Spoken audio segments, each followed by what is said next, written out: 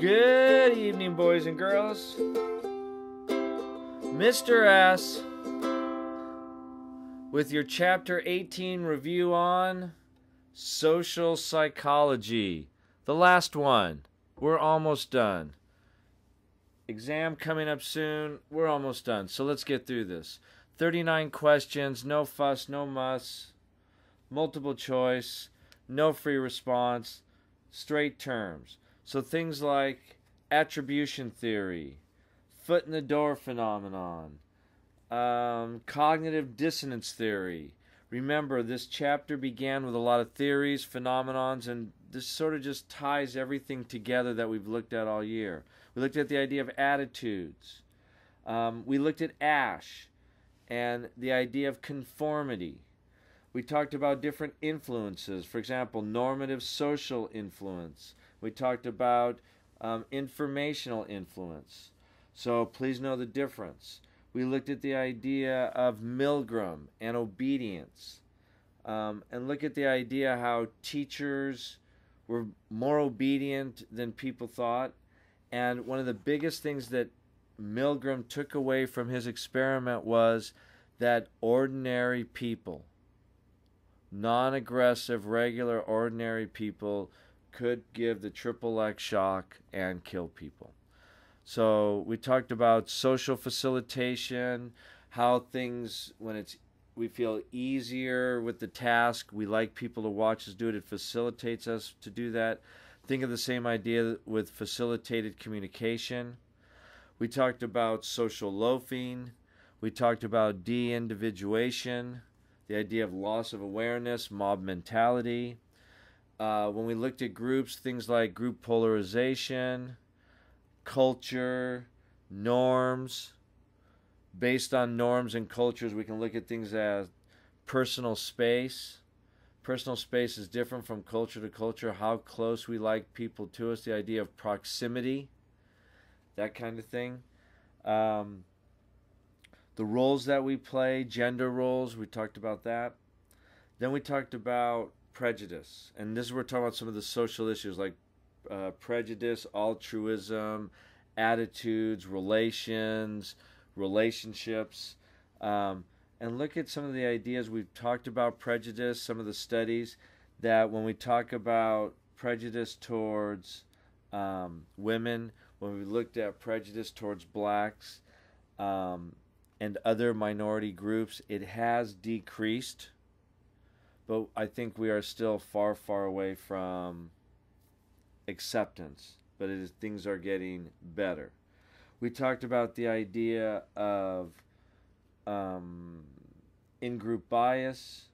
We talked about the idea of scapegoat theory and frustration and prejudice and how these things all tie together. So look at scapegoat theory especially, the just world phenomenon, which adds to biases and perspectives. Then we talked about aggression. Please look at aggression, and one of the key things is how we act out with aggression, how we model aggression, how we learn from aggression. We talked about the idea of a social trap and the idea of self-interest, which I've talked about from the beginning of the year, that we are very self-interest creatures and how we get into these social traps because of that. When it looks to the idea of relationships, and as social creatures, we are looking for that other half in life in many cases. Some of the things, there's a whole psychology of attraction, and there's physical attraction, there is emotional attraction, there's attraction that we get from things that are similar, from being close to people, from being exposed to things, help us like things that were similar. And something that we've found in cultures worldwide is that men tend to prefer youth and are looking for a youthful spouse to help pass on generations of lineage from a genetic perspective. Women tend to look for somebody traditionally either older or where resources and social status are established. So You can even see parts of that even from when high school girls are dating college guys. They tend to be a little bit more mature, more secure in the sense that they're going to college. They might have part-time jobs, whereas high school boys are all over the place, that kind of thing. Talk about different types of love: passionate love, companionate love, equity, and the ability and equity to convey back and forth with each other issues and situations within relationships. Self disclosure is a big part of that, and being able to self disclose helps us very much with relationships. We can talk about the idea of altruism and how we give to others, unregard for ourselves, and more concerned with welfare of others. Within that, we see the other side of it called the bystander effect, and that's one of a common thing that a lot of you guys will do in the videos or projects after the AP test is the bystander effect. So please know that. Then finally, the last idea of different theories: social exchange theory, why people help each other. So look at that.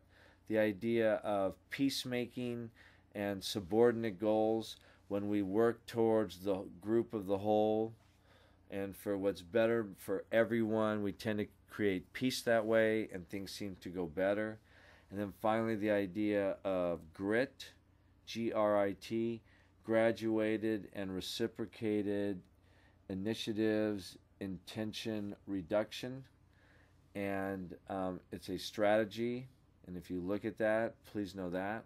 And the sort of idea with grit is, if I give a little bit, you give a little bit, then I'll give a little bit more, you give a little bit more, and eventually we find somewhere in the middle where we're comfortable.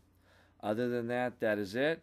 I will see you just before the AP test, and we'll go from there. Talk to you later. Bye.